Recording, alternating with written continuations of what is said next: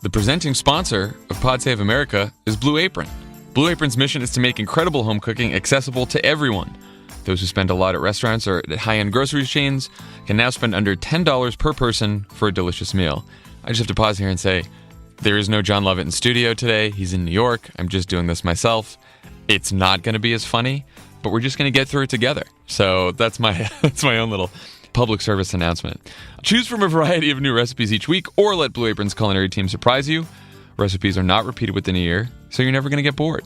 Customize your recipes each week based on your preferences. Blue Apron has several delivery options, so you can choose what fits your needs. And there's no weekly commitment, so you only get deliveries when you want them. Each meal comes with a step-by-step, easy-to-follow recipe card and pre-portioned ingredients, and can be prepared in 40 minutes or less. Check out this week's menu and get your first 3 meals free with free shipping by going to blueapron.com/crooked. You love how good it feels and tastes to create incredible home-cooked meals with Blue Apron, so please don't wait. That's blueapron.com/crooked, blueapron.com/crooked. Blue Apron is a better way to cook.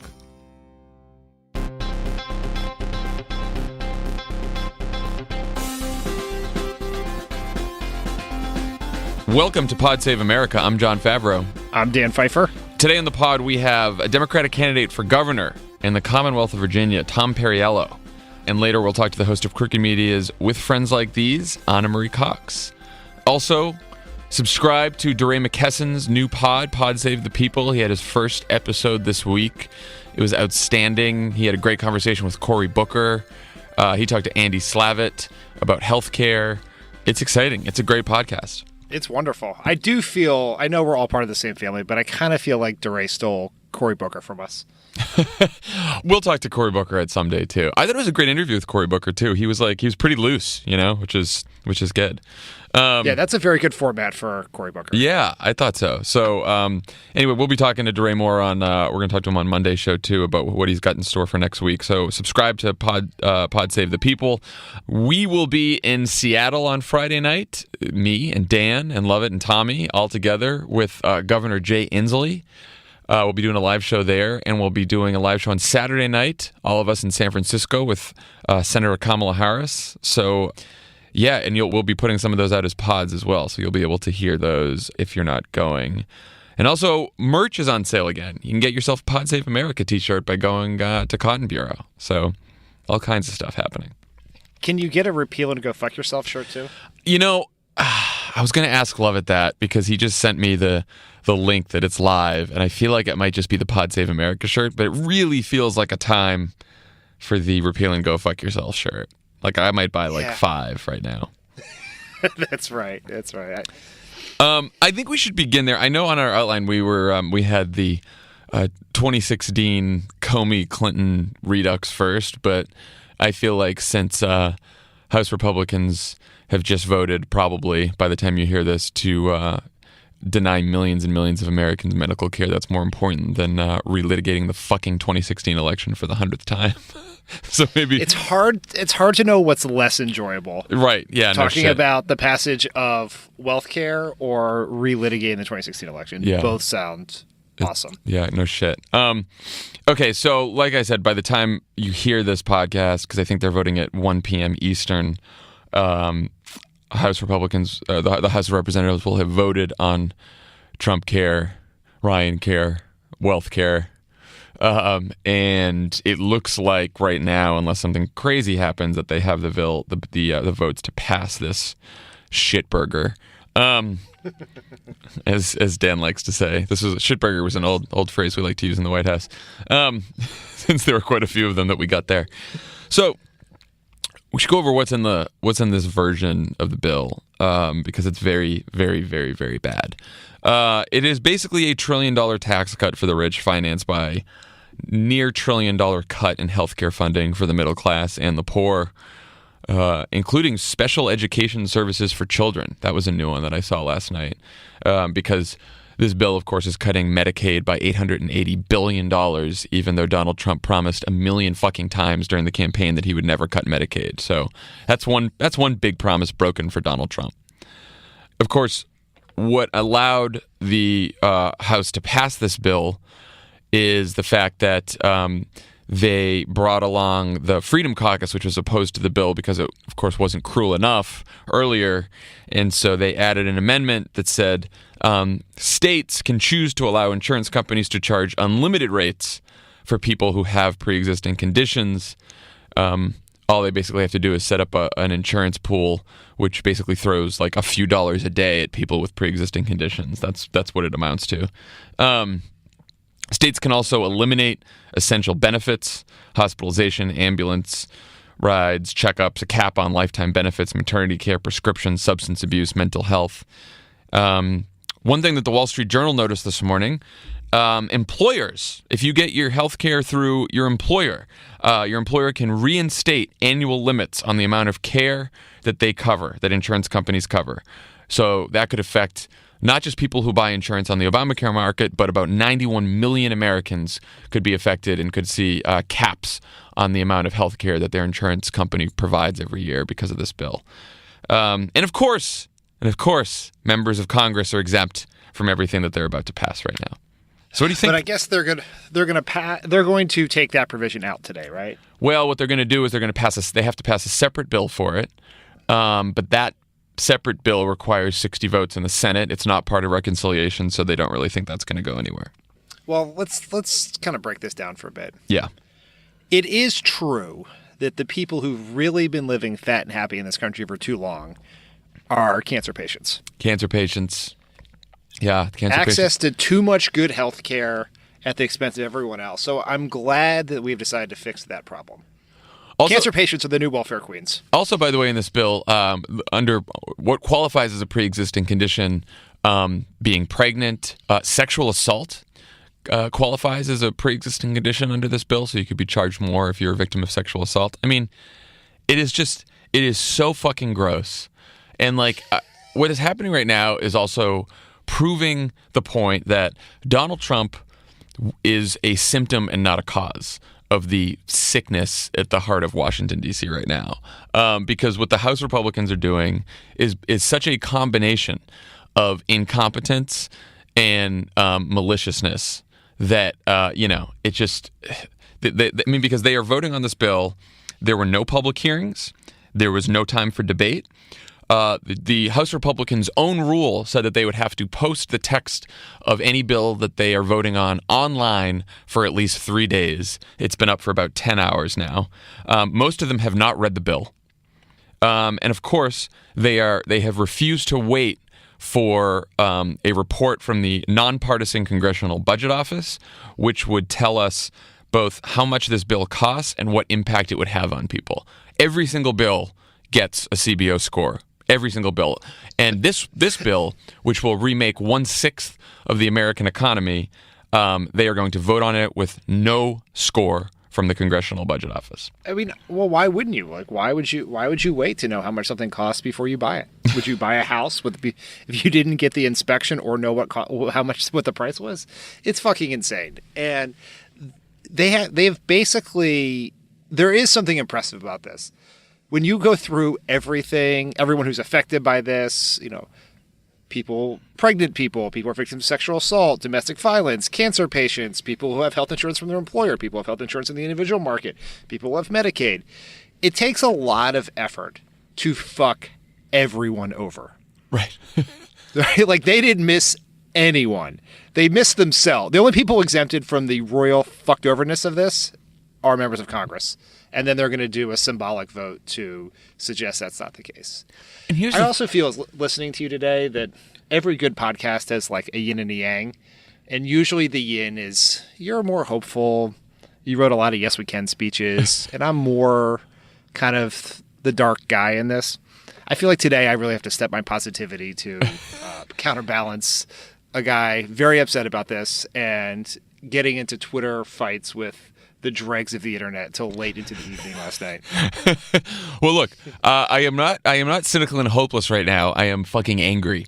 And I think that everyone who's angry should turn that anger into as much activism as we can possibly muster right now. I'm not ready to give up by any means, but I am, you know what it is, Dan, is that I want to believe, and I thought this was true, that there are some Republican representatives in Congress who, even though we completely disagree with them, even though they make bonehead moves, even though they fucking supported Donald Trump, that there is some semblance of a conscience in there, and that they would not act like total cowards, and that those people would stand up for a bill like this and say, this is too much for me, I'm going to say no, or even be smart enough to know that they're in vulnerable districts and that they might lose their seat, right? And they can just say, I'm going to stand up against this, right? And I wouldn't even call them moderates. They'd still probably be conservatives, but at least they'd be principled conservatives. And it doesn't appear that those Republicans exist in Washington anymore. Or it appears that, right now I'm looking at a whip count where hard no's are about 15. So there's about fucking 15 of those Republicans in the House of Representatives. And it's just like, I like to believe that there's possibility for bipartisanship. I like to believe that there's two parties who just disagree on things and we can come. But I don't think that's true anymore. I don't think that's true in Washington at all. Hopefully it will be true in the Senate by the time we get there, but it's certainly not true in the House of Representatives. And every single Republican in the House of Representatives who votes yes on this bill should lose their fucking job in November of 2018. It's depressing. There is no question about it that the system only works with two parties, and we only have one functioning political party. Right. The fact that Martha McSally stood up and let's do this fucking thing, or whatever it was she said in caucus today, as they played Eye of the Tiger. Oh, it's just one. Can we update our fucking cultural references? It's 2017. That movie came out the year I was born. It's just, also the array of groups that are opposed to this legislation. The American Medical Association, the American Hospital Association, the American Nurses Association, the American Cancer Society, the AARP, the March of Dimes. You can't get that many interest groups to agree on anything in Washington. This is the point. This is to your point about Trump being the symptom, not the pre-existing condition that plagues our political system. Is everything is about putting points on the board. They would pass anything right now, so they can say they passed something. And they are passing anything because they can't tell you what's in it. Half these people couldn't tell you what's in the bill. Certainly not the president of the United fucking States. Well, and you know what it is too. Is I said this on Twitter too. I would invite any Republican politician or maybe any Republican consultant to come on Pod Save America and try to defend the merits of this bill. No one. If they were making an argument, if they were saying, no, this is what we believe. We don't believe insurance companies should be regulated. We don't believe that the government should provide any assistance to pay for medical care for any American. We believe the free market should handle it, and that we should believe all the money that we spend to care for sick and poor and the elderly, we should give that money back to the wealthy people who pay taxes. If they wanted to stand up and say that, I'd say, okay, well, at least you have a principled stand. It's not a principle I agree with. I think it's gross, but at least you're being honest about it. None of them will be honest about it. They're all lying. And all of our you don't see any Republican consultants talking about how awful this bill is. You didn't see any Republican politicians online talking about how great this bill is. No one will talk about the merits of this bill. No one has the courage to actually defend this piece of shit. None of them. Even if they had the courage, they don't know what's in it, so it's impossible to defend. Right. The passing it without a CBO score is so unconscionable and irresponsible that it's hard to fathom. The fact that we, for a long time in this country, particularly in Washington, had to treat Paul Ryan like he was some serious deficit hawk, policy wonk, cared about government.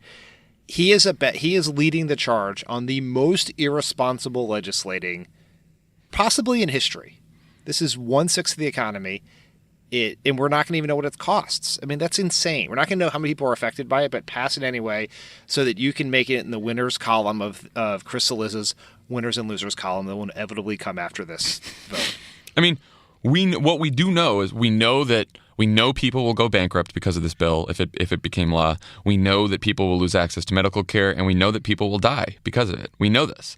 And yes. Republicans don't even want to find out how many will be affected like this before they vote. They refuse to even calculate what their actions may cost the rest of the country.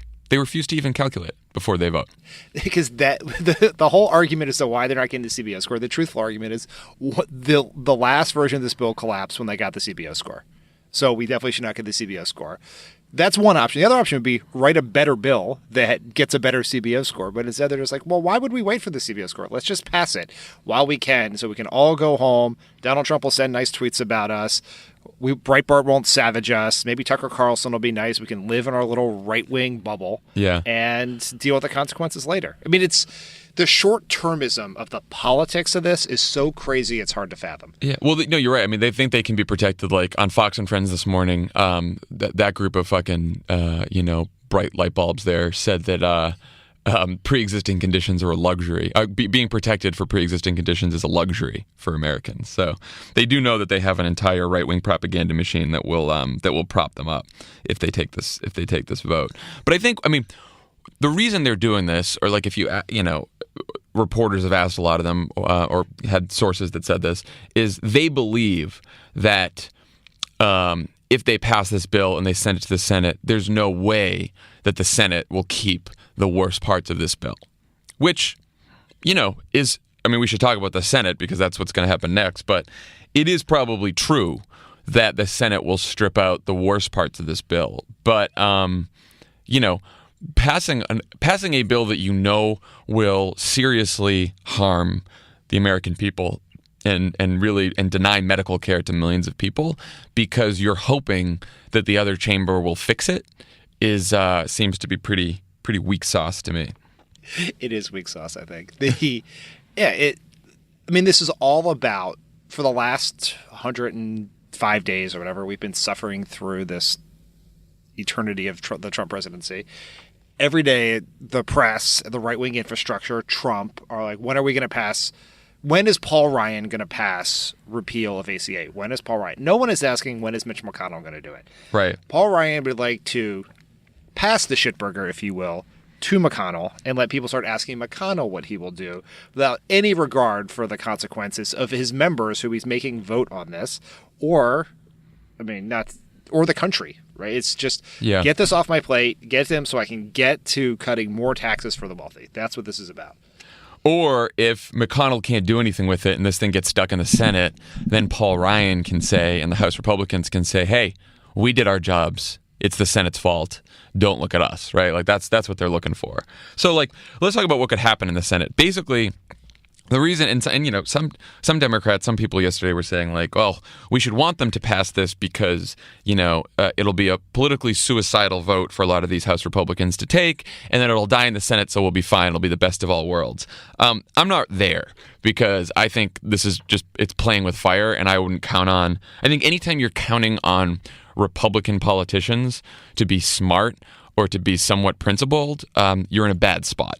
You should not be betting on that in any way, shape, or form. So, but what the Senate can do is they can take this bill, it'll go over to the Senate. Mitch McConnell can decide that most of the provisions are fucking crazy, and he could basically rip up the entire bill and start from scratch. And the Senate can, so then the question is, what can you pass in the Senate with 51 votes to send back to the House?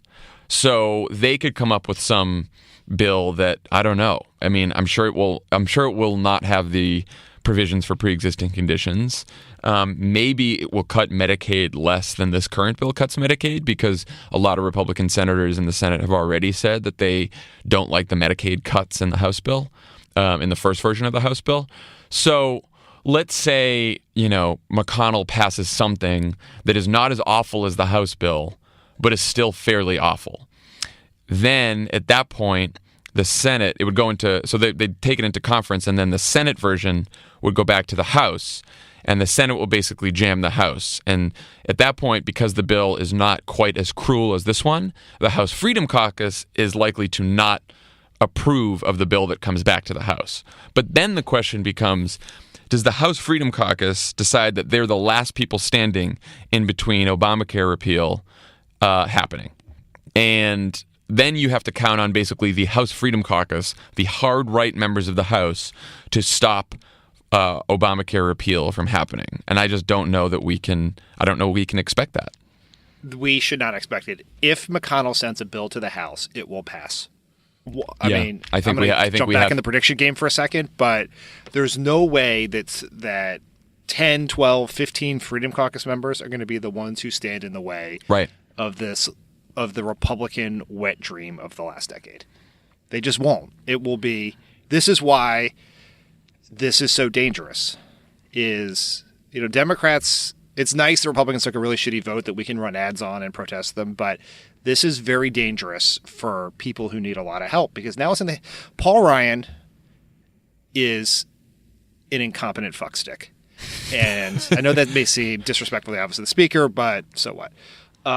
Mitch McConnell is competent as fuck. He is evil, but he is competent. And this in his hands makes me nervous.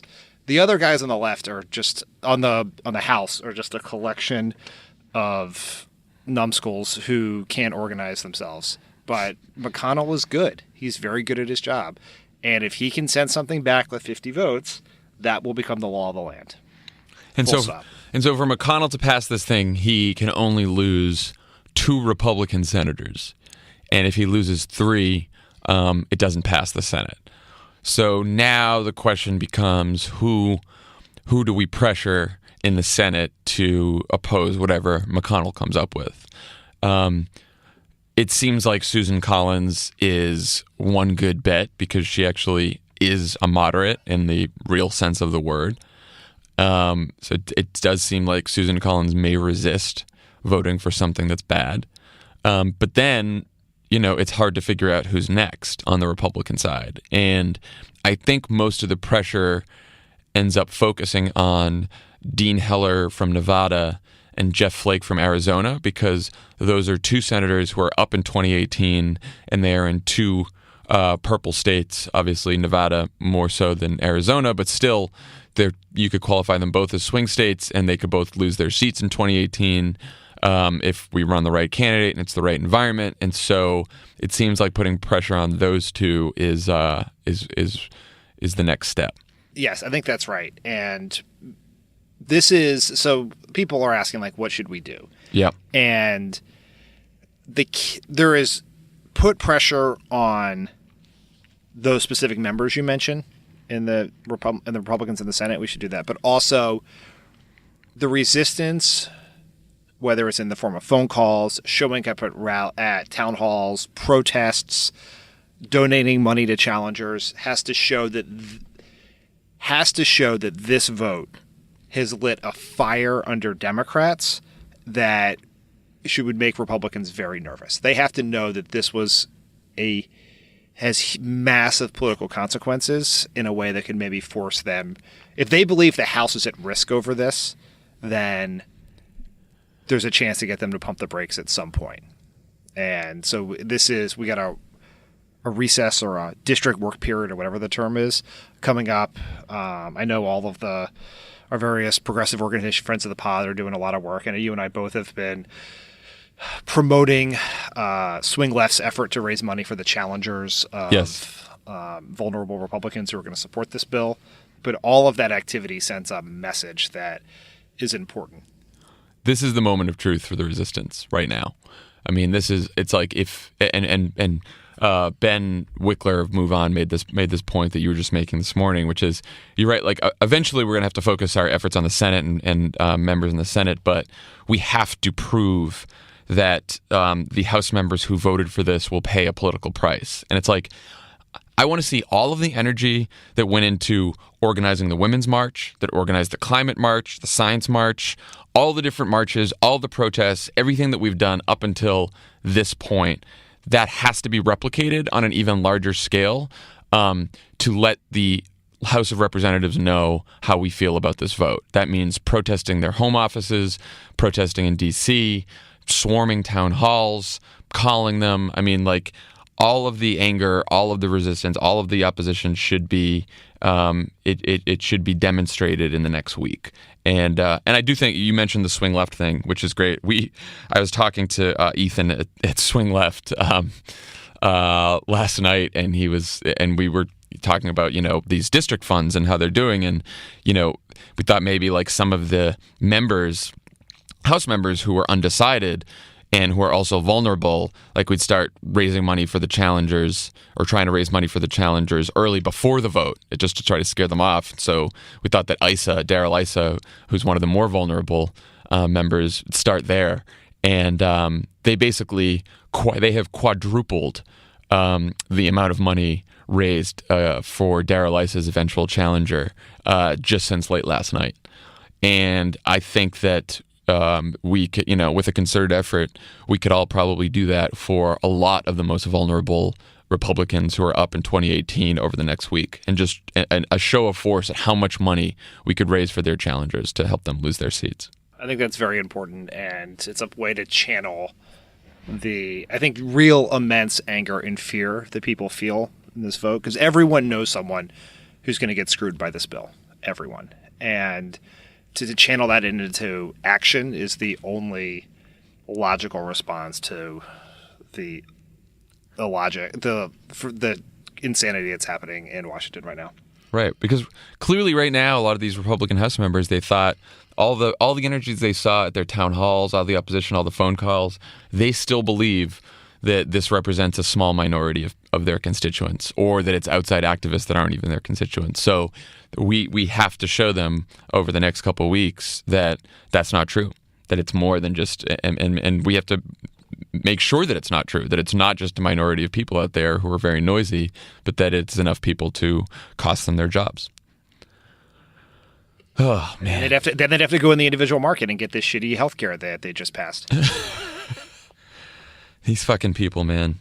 I don't know. Can I rant about something for a second? Please do.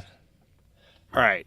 So, per usual, I woke up West Coast. Do you want to talk about Donald Trump marrying Joe and Mika? No, I actually don't. I don't want to rant about that, but we can rant about that in a second. Good. No, I just wanted to bring it up. Okay, thank you. And if he's unavailable, Jared Kushner's also volunteered. Right, no, they have a backup, which is great. Or Jared could be the ring bearer. It'll be great. That's right. If Jared is not in the Middle East, brokering Middle East peace, bringing Silicon Valley values to the federal government, or having a bilateral with the Chinese government, he will be able to do this. Perfect. So I woke up early. I read the tip sheets this morning. Ooh, I didn't even read them this morning.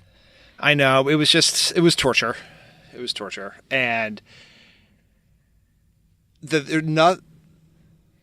is nothing that infuriates you and I, our fellow Pod Save America co-hosts, and rational thinking people all across the world, more than when politics is covered as a game. Yes. And so if your response to millions of people losing their health care, including cancer patients, people who have been the victims of sexual assault or domestic violence, if your response to that is to decide which politicians are the winners in this, quit your fucking job. There are only losers here. There are only losers, and they're the American people. This is not a quote-unquote win for Paul Ryan. Doesn't mean that Donald Trump is a master negotiator.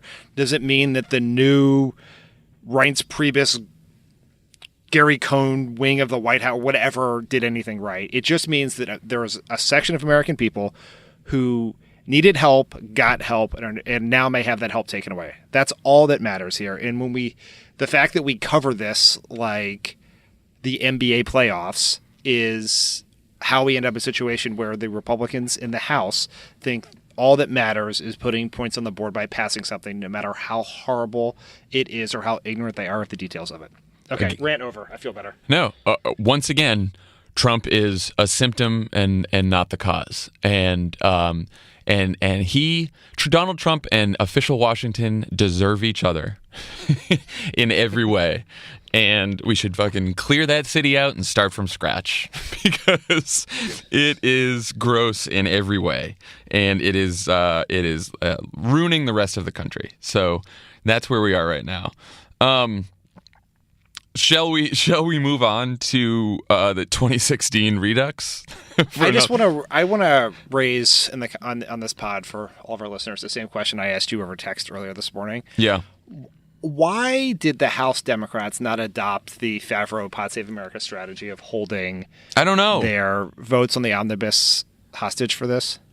I don't know. We could be sitting here right now, and the House Democrats could be saying we are not voting on the spending bill to avoid a government shutdown unless we wait for a CBO score, or you don't vote on this horrible, horrible healthcare bill, and we are willing to shut the government down over this. They had leverage, and I'm not sure why they didn't use that leverage. I'm not gonna go off and rant about this because possibly there's a good explanation, and so I don't want to jump the gun here, but it's very strange to me why they didn't use that leverage.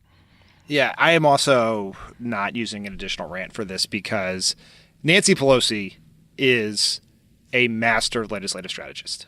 She is, I mean, we would not have passed the Affordable Care Act or a million other things without her. We wouldn't have stopped a bunch of terrible shit the Republicans did without her. So I imagine there is a reason. I hope the reason is not the one that, a bunch of the Democratic aides have said on background, that Democrats really want Republicans to vote for this because now they have a bad vote and we can run campaigns against them.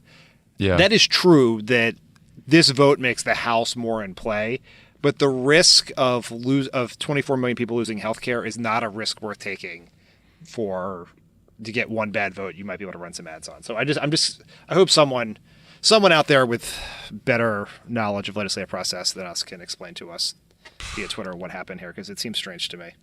Yeah, me too. Let us know, House Democrats.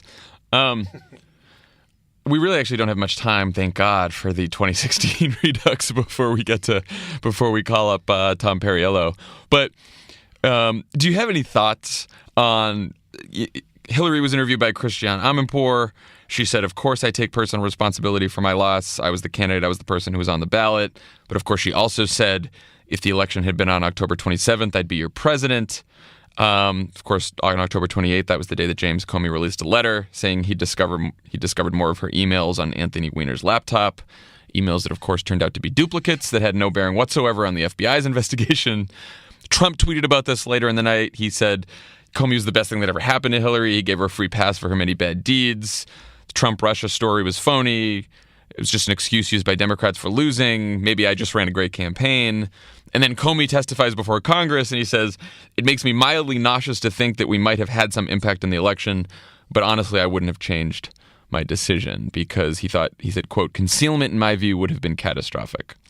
I don't know. What do you make of all of this? Well, Comey's answer was terrible. It was terrible. I mean, it is not true that if he had just waited 5 days, he could have known what was in the emails and then not set the entire world on fire and shifted the election to Donald Trump. Right. First point. That's Second my thing. point, He didn't have to conceal forever. He just had to basically wait to see what the emails were before letting the world know. It would have taken one fucking week. What Comey did is basically the equivalent of a doctor telling you probably have cancer before they do the biopsy to find out that you don't. Yes. Right? It's like... Yes, that is exactly right. And what it does not explain is why he felt such a compulsion to tell everyone about the emails, but not about the ongoing investigation into Trump associates colluding with Russia to shift the election in Donald Trump's favor. Also seems like a piece of relevant information voters might have been interested in. And the reason, which he can't say, is he thought Hillary was going to win, and it would be better to say this, and therefore he thought Hillary was going to win, the Republicans were going to take the House, we're going to keep the House and the Senate, and therefore he was not going to be up Schitt's Creek with his appropriators for the next 4 years of his life. And it was a tragic mistake that has very real consequences we're seeing today. My other takeaway from this whole annoying conversation is that the body politic, the press, the pundits, politicians are incapable of having a thoughtful, nuanced conversation about anything Hillary Clinton says. Yeah. She makes people insane. Yeah. And some of that may be through the fault of some of her secretiveness over the years, and will stipulate she should not have had a private email server. That was not smart. She did not handle having a private email server great, and she should have gone to Wisconsin. All true. But it's like people are incapable of holding two thoughts in their head at the same time. She can take responsibility for her mistakes that created the situation where they made the election so close that Comey could tip it, and also say Comey tipped it and have those two things not be in conflict. But we can't do that. Well, yeah, I mean... We absolutely can't do it. And my thing is, like, when I complain about the media not taking any responsibility for their coverage in 2016, I do not say that to absolve Hillary Clinton of responsibility or fault or any mistake she made. Because, like, forget about Hillary Clinton for a second. The way that the media covered 2016 That could happen again, and probably will happen again in 2018 and 2020. And the mistakes they made, they will likely repeat, not just for Hillary Clinton, not just for Democrats, but probably Republicans too. Like, this idea of covering things as a game and sensationalizing things and overhyping things like the Comey letter, which they all did for an entire week, like, that will happen to other candidates of both parties going forward unless the media is reflective about how they acted. And many reporters are reflective about it, and they've told us privately that they're reflective about it. But there are certain reporters at certain institutions who refuse to admit any problem with their coverage whatsoever. And that, to me, is a problem. And it has nothing to do with Hillary Clinton. It has nothing to do with defending Hillary Clinton. It has to do with how you cover politics. And it, and I worry that it will happen again in the future. The network news spent, I think, 3 times as much time on Hillary Clinton's emails as they did on every other policy issue combined. Like, that's not defensible. You cannot, even if you think it was very wrong, even if you take the most extreme case of what is wrong about having a private email server, it cannot be that you think that should be covered 3 times as much as all the other policy issues combined. That's just not defensible. And why can't we all reflect? Again, Hillary Clinton has never said that she'd bear some responsibility. No person that I have talked to who worked on the Clinton campaign, privately, publicly, on Twitter, has ever done anything other than acknowledge they made multiple mistakes that contributed to the outcome of the election. It's such a straw man argument to say Hillary doesn't take responsibility, she blames us. That's not what's happening. And it's just such a stupid conversation that we should just all stop it, right? I know. Like, and I disagree. We're not going to talk about it. Yeah, and look, like it's like we all fucked up. We all made mistakes. And we should all acknowledge that. It's not that hard to do that, right? Like, Democrats should acknowledge it. Hillary should acknowledge it. Obama made mistakes. All of us made mistakes. Everyone did. But like, the media is part of that, Like, and it didn't have to be that way. I remember when you guys on the pod interviewed Pete Williams, a very smart, sober reporter who covers the Department of Justice for NBC, about the Comey letter, and he was like, it's very possible that these new emails are nothing, that they're duplicative, that they're not going to tell us anything about the investigation, so we should pause, we should wait for. That was a very smart, serious thing to do. That was a much more responsible way to handle it than the way that the New York fucking Times handled it, by plastering it all over the front page with 6 stories, and then or a lot of times the network news, which led with it every single night. And look, if Hillary was a Republican, it still would be irresponsible for them to have done that. It just is. It has nothing to do with them being partisan or them being anti-Hillary or anti-Democrat or anything else. It has to do with them being irresponsible at how they cover political revelations, which a lot of times the political media is. And they need to learn that lesson. And maybe that's why they're trusted less than Congress and Donald Trump. Maybe they could reflect on that. Why bother? Why bother?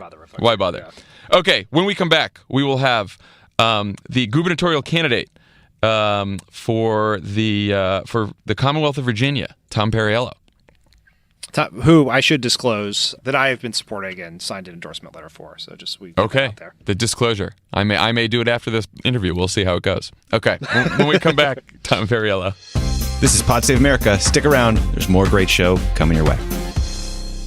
Pod Save America is brought to you by Sonos. We love Sonos here at Pod Save America. I have Sonos speakers all over my house. It is one of the best things that I own. Most TVs end up on stands and furniture, which is exactly what Playbase was created for. This is a new Sonos product. It's outstanding. It's a low-profile design, practically disappears beneath your TV. It's basically just something you put your TV on, and yet it fills your entire viewing room with epic home theater audio. It's one of the greatest sounds you'll get from a speaker. Everything sounds better on Playbase. Movies, sports, TVs, gaming. The slim, low profile of Playbase adds dynamic, pulse-pounding sound to whatever's playing when your TV's on. And it even streams your favorite music when the TV's off. 2 cords, that's it. 1 power cord, 1 optical cord for the TV. You don't even have to read the manual. I don't. And I'm like a manual person. You literally take the Sonos out of the box, and it is all intuitive. It takes 5 minutes to set up. If you can't set up Sonos, honestly, I can't help you because it's that easy. So, a couple questions here. I have some Q&A of this ad. What if my TV's gigantic? It's fine. No wall mount is required. Playbase securely supports TVs up to 75 pounds, which covers just about any TV that comes with its own stand. Will I end up with a bunch of remotes? You will not. There's one less remote to worry about. Playbase works with almost all TV, cable box, and universal remotes by learning their infrared commands during the setup, so you do not need a bunch of extra remotes. Can I add surround sound speakers later? Yes, of course you can. Don't even ask a question like that. For more information about Playbase, please check out Sonos.com. That's Sonos.com, and go check out and buy a Playbase today.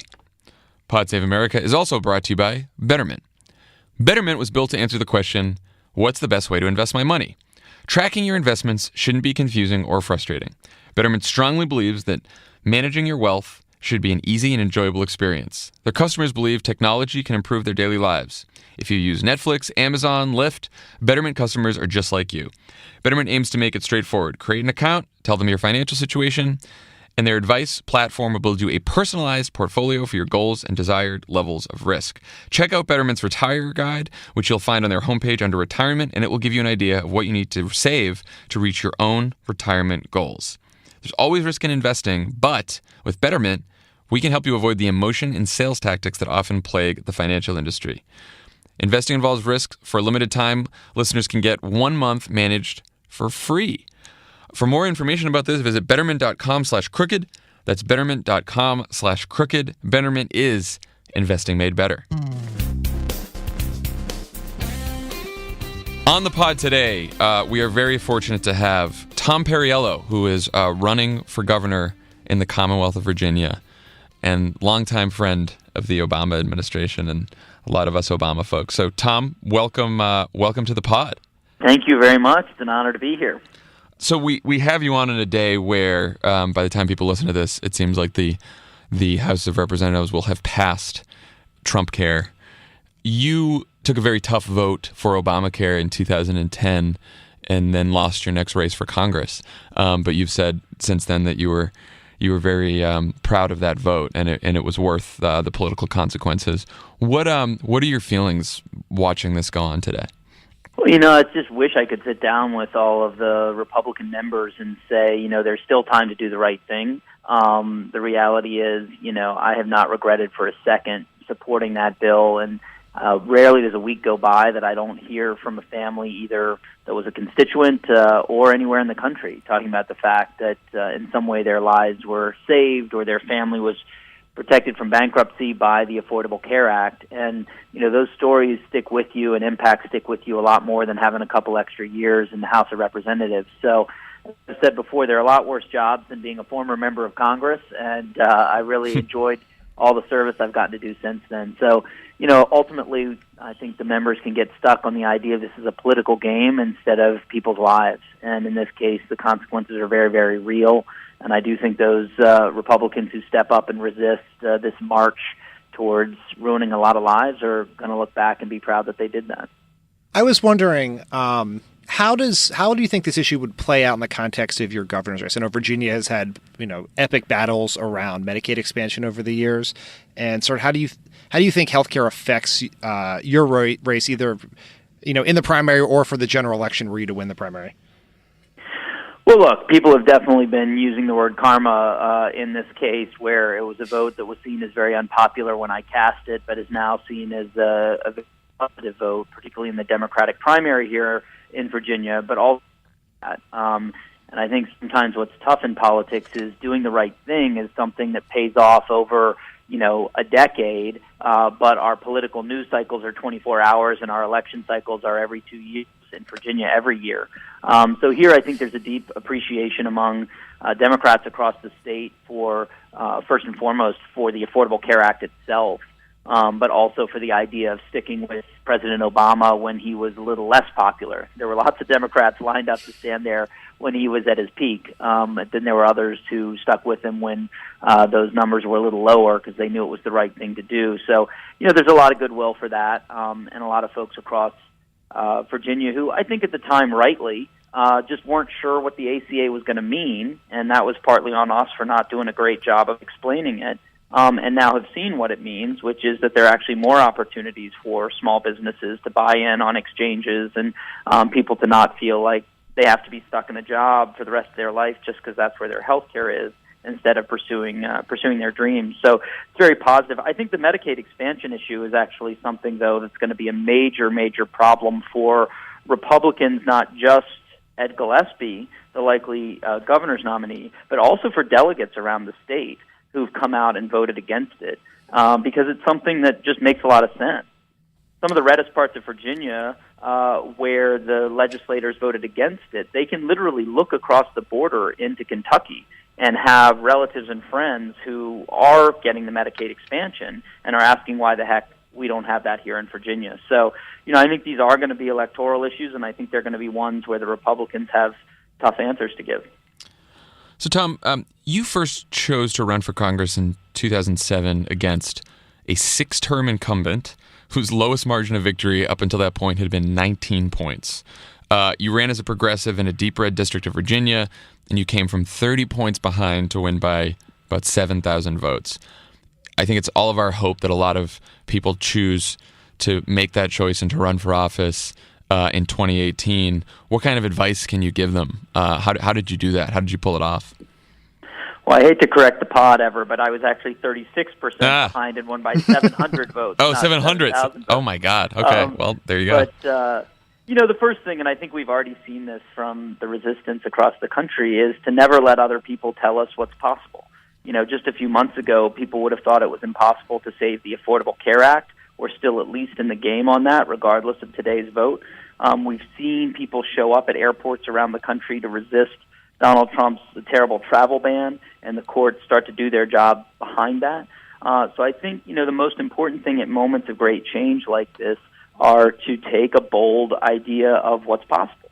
And I think we did that in running in the 5th District, not just the idea that the district was winnable, but that the way to win it was actually to stand strong for progressive values, call out inequality, call out corruption in the system, including those who had helped, like these incumbents, to make it so. And you see that in our race today. I came out and the first candidate to refuse any money from Dominion Power and the electric utilities and come out against these 2 gas pipelines, which some of the pundits want to pitch as sort of a left or progressive position, which is fine, but it's also extremely popular with a lot of people on the right who see the utilities as having too much control and choking out farmers and small business owners from being part of the new energy economy with distributed power. So I think that actually when we stand up strong for these and fight for a fairer system, there's a lot of appreciation across the political spectrum for that. So it is exciting to see people get into politics who've never done that before. I can assure you that I did not have that political experience, and I think some of the best advice I got at the beginning was to try to follow my instincts and not listen to necessarily what the political professionals thought. And generally speaking, where I did follow those convictions, those are the things I have no regrets about. And where we made compromises are the ones that, I do look back on with some regrets. So I think it's an exciting time to have so many people coming into politics, whether as candidates or with new organizations, the Indivisibles and Huddles and everyone else. And it's just been awesome to see. Tom, we spent a lot of time on this pod talking about the future of the Democratic Party and how to deal with the still remaining rifts from the 2016 primary with the Bernie folks and Hillary folks. And yet you have been endorsed by both Bernie Sanders, John Podesta, the chair of Hillary's campaign, and a bunch of senior Obama administration officials, many of whom supported Hillary Clinton very vocally. How have you been able to navigate that divide, and where do you see the party going? Well, we're kind of trying to be the greatest hits album in a way. I think what we want to do is learn from the great leaders that have come before, but put that together for kind of a new generation of ideas and solutions because we have some new problems. So we try to draw on, Secretary Clinton's unbelievable managerial skills and policy depth. I think Warren and Sanders really get the extent to which people feel like the system is fundamentally corrupted and broken and leaving people behind. And also from President Obama, that idea to keep an eye on the aspirational, to not just resist and be defined negatively against what's going on, but to always try to call us to our highest values. And I think right now we want to not just resist Trump by stopping his agenda, but actually going to the root causes of what allowed someone like Donald Trump to rise. And I think there are 2 forces in particular we're taking head on in this campaign. One is this idea of genuine economic anxiety, and the other is the issue of resurgent racism, both overt and structural. And I think it's important to understand economically right now, because both of these were factors, that people's economic anxieties are not because they are too dumb to realize how great the economy has been for them. It's actually because I think they're 10 steps ahead of the policymakers in Washington and Richmond in understanding that the economy today is leaving a lot of folks behind. And it's actually about to get tougher because of the factors of automation and consolidation in the economy. And I think these are things the Democratic Party needs to start talking about. On the automation side, we could see 35 to 50% of jobs in the next 15 years disrupted, which is a nice word for screwed, by automation. The Obama administration put out a couple of really important papers on this late in the administration. And the fact of the matter is workers are bringing this up to me. If you take coal jobs, for example, the biggest killer of coal jobs has been automation, followed by natural gas, not the things Donald Trump is claiming. When we talk about consolidation, in the Clinton years, in the Clinton recovery, 70% of new businesses were actually created in small and medium-sized towns and counties. That was very different in this recent recovery, where we saw mom-and-pop stores replaced by Walmart, and now Walmart replaced by Amazon.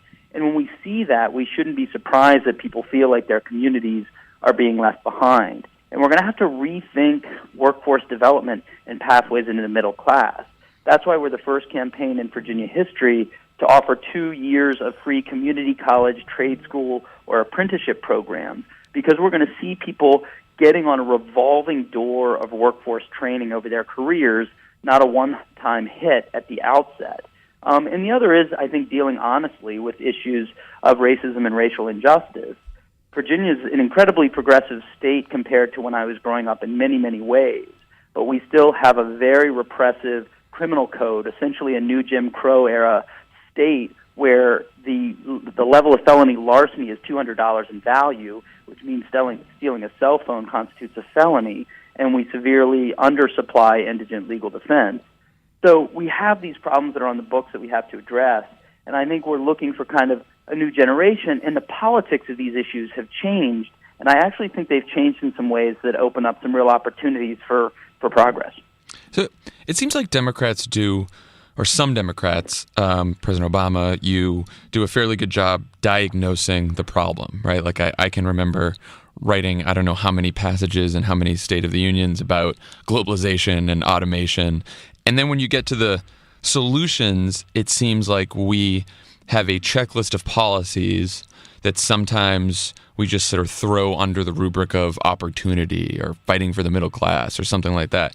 Have you been able to think about or articulate a vision, a positive vision that sort of connects all of these policies that are a response to the realities of globalization and automation and economic inequality? Well, I've sometimes joked about our campaign trying to be a bridge between the Elizabeth Warren and Mark Warner wings of the party, because I think, if we don't start out with a pretty fired-up critique of the system, people aren't even ready to hear the policy solutions, because there's a sense that we just don't get how worried people are about where this is headed.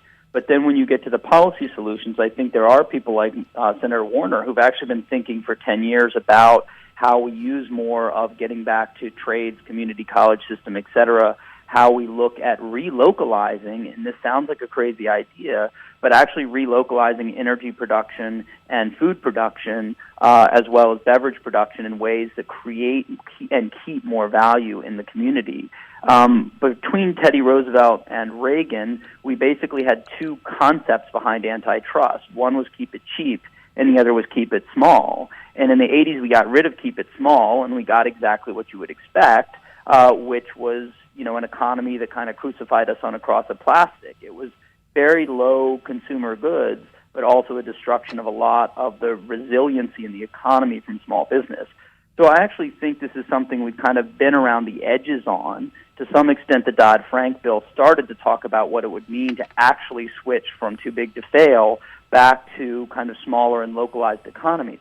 And to be clear, we're not talking about going all the way there. But if you just look at the beer industry, where we went from about 96% duopoly to about 85% duopoly in the last 10 or 15 years, it's only an 11% delta in that industry. But the impact has been enormous on rural communities and main streets in small towns in terms of jobs and small businesses and life in those communities.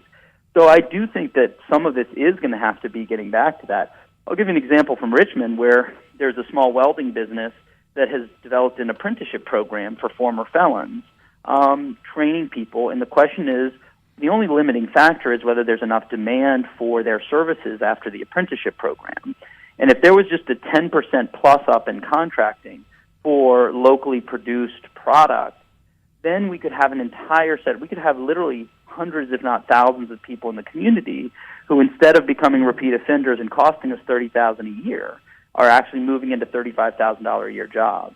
So there is no quick fix. There really isn't, and I think that's one of the challenges in politics. But I think people appreciate when we're at least connecting on what the problem is we face. Tom, as you look forward to your primary, which is in a couple of weeks here now, I guess, some of you have described this as your opponent as sort of the establishment and you as outside the establishment. What are the core issues of difference in your race? Are there policy issues? Is it a difference of approach? What should voters be thinking about in Virginia as they make a decision? Well, look, when I got in the race in January, no one was talking about a $15 an hour minimum wage or 8 weeks of paid medical leave. No one had put out an aggressive platform on criminal justice reform or was talking about the issues of automation and consolidation in the economy. No one had put out a proposal for 2 years of debt-free community college or trade school. I think it's important right now that the Democratic Party be a party of ideas and solutions. We've put them on the table. I think in addition, when I came out in January and said we're going to be a firewall against the hate and bigotry of the Trump administration, my opponent actually hadn't had much to say about Trump between his election and his inauguration. And I think there was a difference of understanding about whether this was simply another transfer of power from D's to R's, or was this a more serious and existential threat to kind of our constitutional and progressive values. So we've run a positive campaign. We've tried to put out there an agenda that we think makes a difference. And I think part of why it's working so well is that it does two things at the same time. It gives our coalition a reason to show up when we stand strong on these issues. But these are also issues that can make a real difference in the lives of people who haven't necessarily come around to the Democratic Party. In Virginia last year, Trump didn't just lose. He lost dramatically in Virginia. 56% of Virginians came out and voted against him. But a majority, unfortunately, also voted, a slight majority, against the Democratic candidate because there were 7% of voters who went third party. In Virginia, mostly McMullen and Johnson voters. That means we have people who have been willing to take one step away from the Republican Party, but we're not yet ready to engage with the Democratic Party. We believe when we stand strong for living wage and paid medical leave and universal pre-K, and we pay for all of it with a tax reform proposal that asks just a little bit more from people making $500,000 a year and up, that this is something that actually switches the growth myth that we've been stuck in, which is this trickle-down idea that tax cuts for the rich constitutes an investment, but giving people debt-free community college is somehow a welfare or entitlement program. We now know that growth comes from the middle out, not from the top down. I think that's what we put forward in a bold way in this campaign. I do believe that the next generation of clean energy jobs are part of the answer on the automation and consolidation problem that you talked about. We take on those monopolies, it's not just because of climate. It's because of what can create real jobs and value in communities across Virginia, including a lot that have been left behind. I think that's why we've done so well in this race and why we're going to continue to try to make sure that Democrats are the party of the next generation of solutions. Tom, thank you so much for taking the time to stop by Pod Save America, and we wish you all the best in the primary in a few weeks. Well, thank you so much. Folks can go to tomforvirginia.com. We really appreciate what you guys are doing, and thanks for having me on the pod. Yeah, come back on when you're the nominee. All right, we look forward to it. Thanks, guys. Take care, Tom. All right. Thanks, Tom. Bye. Don't go anywhere. This is Pod Save America, and there's more on the way. Pod Save America is brought to you by our friends at ZipRecruiter. Are you hiring? Do you know where to post your job to find the best candidates? Posting your job in one place is not enough to find quality candidates. We all know that by now. If you want to find the perfect hire, you need to post your job on all the top job sites. And guess which website can help you do that? ZipRecruiter.com. You can post your job to 100 plus job sites, including social media networks like Facebook and Twitter, where we all know that you get the best candidates. And you can do it all with a single click. Find candidates in any city or industry nationwide. Just post once, and all the qualified candidates will come rolling in. It's an easy interface. You're not juggling emails. You're not juggling calls. You're not dealing with all the legwork that comes with trying to hire people. ZipRecruiter makes it very, very easy. It screens the candidates. It lets you rate them. You hire the right person fast. Use it. Right now, our listeners can post jobs on ZipRecruiter for free by going to ZipRecruiter.com/crooked. That's ZipRecruiter.com/crooked. One more time. To find the right job candidates you need, go to ZipRecruiter.com/crooked. And of course, we want to thank our friends at Square Cash as always. Square Cash is the least annoying way to pay someone back, according to Gizmodo and according to Pod Save America. With the Cash App, sending and receiving money is free and fast. Most payments can be deposited directly to your bank accounts in just a few seconds. And you can do this all without broadcasting everything on social media. Why would you do that? Just use the Cash App. Download the free Cash App, link your debit or credit card, and send money to anyone with a phone number or email. They'll get notification they received cash, which is not annoying at all. So get the Cash App in the App Store or Google Play today. Joining us is the host of Crooked Medias with Friends Like These, Ana Marie Cox. Ana, how's it going? Well, again, you always ask me that question. I know. I always have to think about it because today I think even in Trump-adjusted terms, I'm not great. Like, Same. This is a bad day. We had a very We'll we had a see. very angry pod today. So Yeah, it was a lot of let's see ranting. if- It was like basically we're the O'Reilly factor for liberals today. Let's see if we can keep it up. I'm pretty angry. It's funny because this week's with Friends Like These, it's actually a pretty personal one. You guys know it's coming. It's a crossover pod with my friend John Moe, who does My Hilarious World of Depression.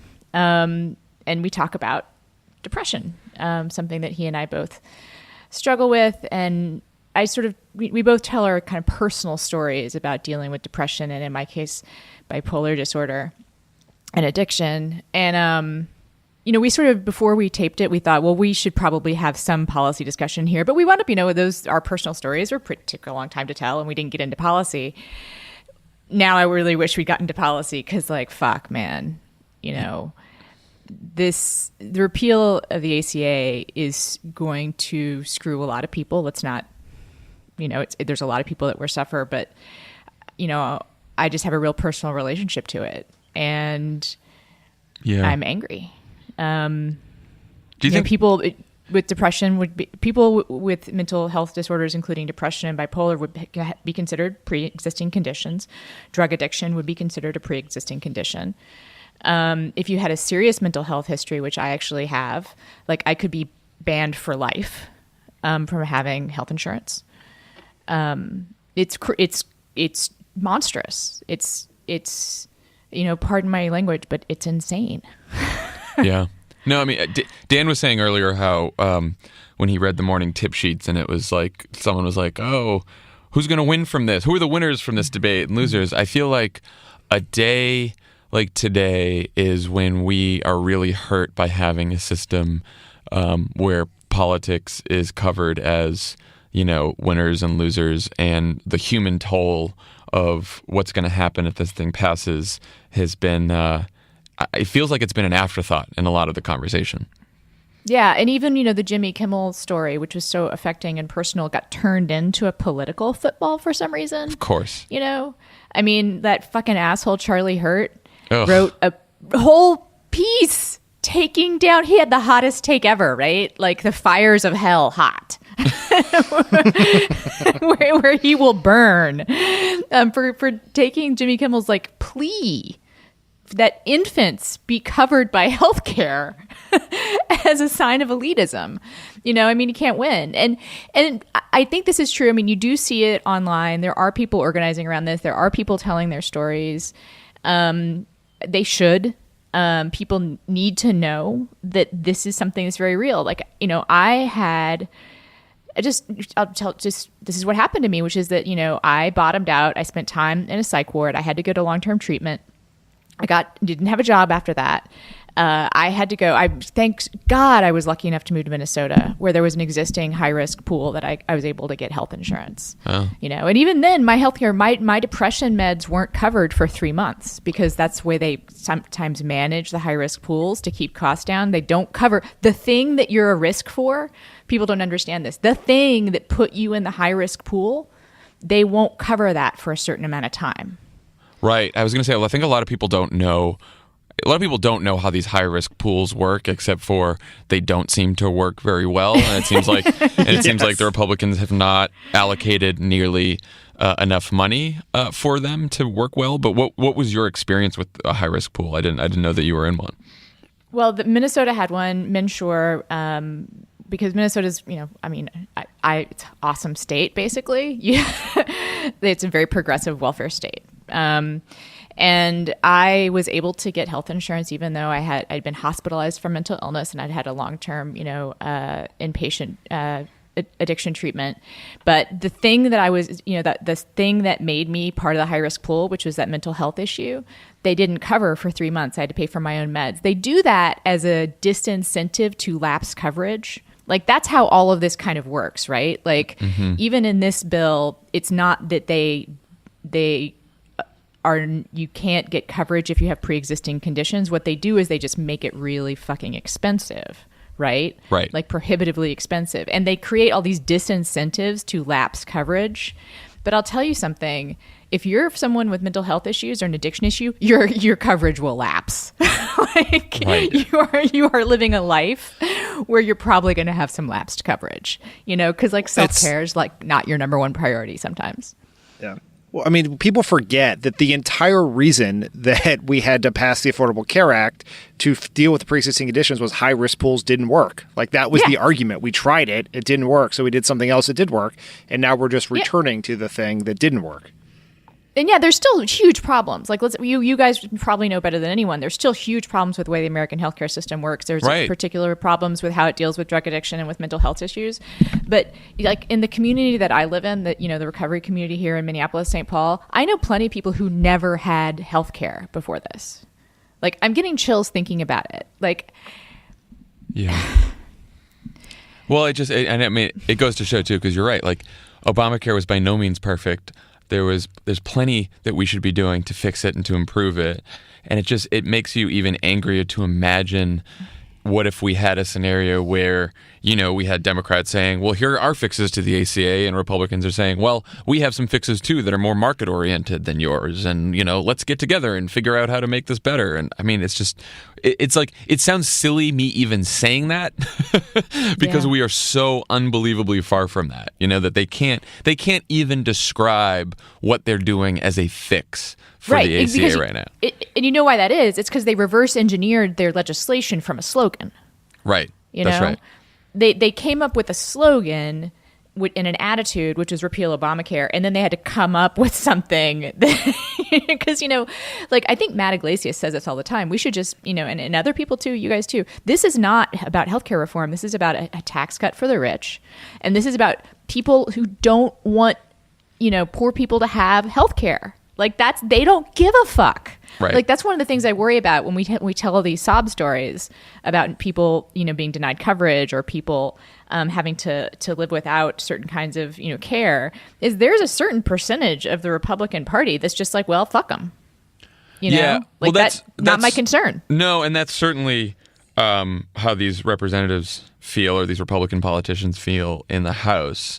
What do you think moves people out in the country, Republicans? Do you think, you talk to a lot of Republicans, you talk to people from all different sides of the spectrum. Is there a sense that we should be fixing ACA, we should be improving it, or is anyone with the House Republicans that you've talked to and think this is a good idea, what they're trying to do? Yeah, well, I do know some people that are, I think we've talked about this before. I talk about it a lot on my podcast, which is that we've entered into an age when people adopt the tribe first and then the beliefs that come with that tribe.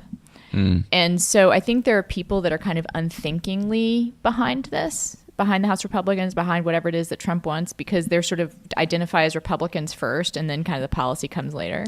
Yeah. But I think that most people who think this through, even people who are conservative, realize we cannot go back to the way it was.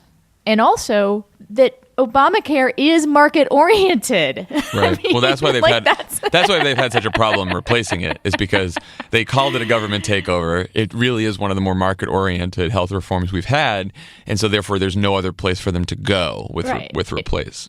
Right. Exactly. Like that's my problem with Obamacare is it's too market oriented. Right. Like I'm a single payer person myself. But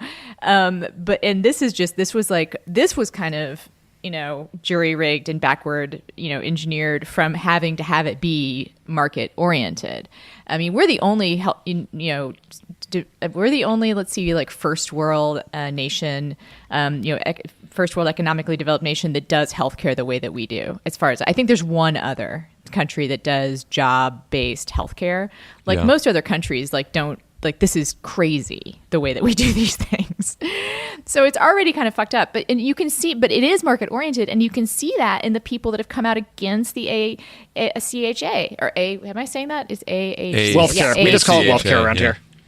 Wealth care, I heard someone call it once. Like the American Medical Association, which is anti-single payer, like all these insurance companies, which are of course anti-single payer, like they're for Obamacare, because Obamacare is something that takes care of doctors and health insurance companies pretty well.